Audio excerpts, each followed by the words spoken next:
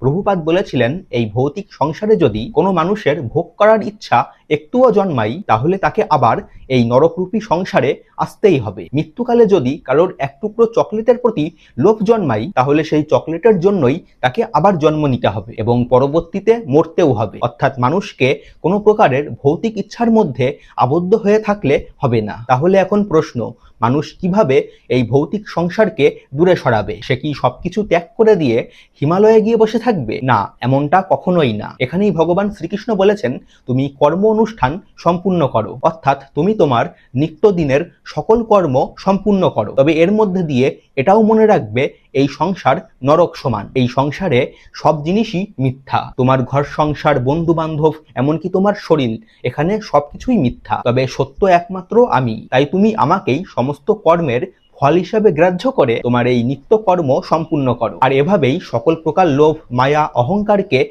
দূরে সরিয়ে তুমি আমার শরণাপন্ন হও। ভালো থাকবেন সবাই। রাধে রাধে।